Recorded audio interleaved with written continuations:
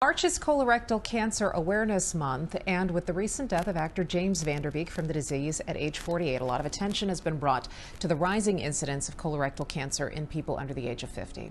Joining us today is Dr. Manish Bhuva, the gastroenterologist with GI Partners of Illinois. We also have Dana Borror from Crystal Lake, who was diagnosed with stage 3 colon cancer at the age of 41 years old. Appreciate you coming here to share your story with us and to advocate as well. Dr. Bhuva, I'd like to begin with you. The million-dollar question: why are we seeing a greater incidence in colon cancer in people under the age of 50? Yeah, there are likely a multitude of factors, primarily focusing on two things: diet and lifestyle. With diet, primarily the increased ingestion of processed meats, increased ingestion of red meat, greater than 18 ounces a week, ultra-processed sugary drinks. These are all causing problems.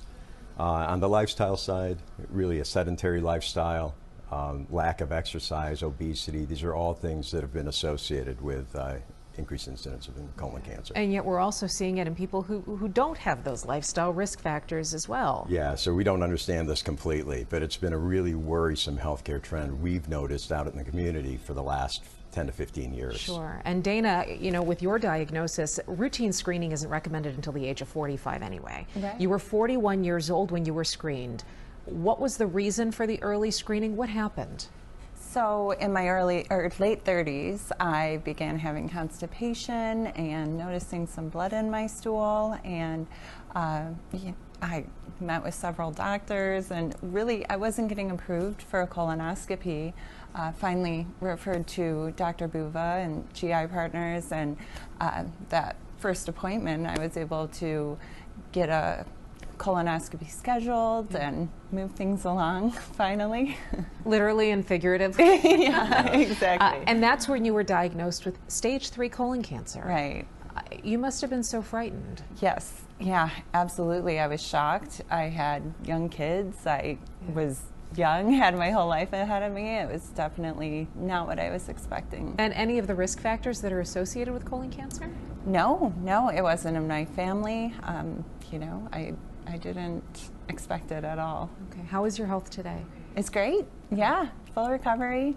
It's wonderful. Oh, we're so glad to hear it. Early screening saves lives. We know that with screening, and this is the one cancer test that you can actually help to prevent cancer from growing. Absolutely, you know, and that's the difference between a colonoscopy and some of the non-invasive tests that are out there for screening now.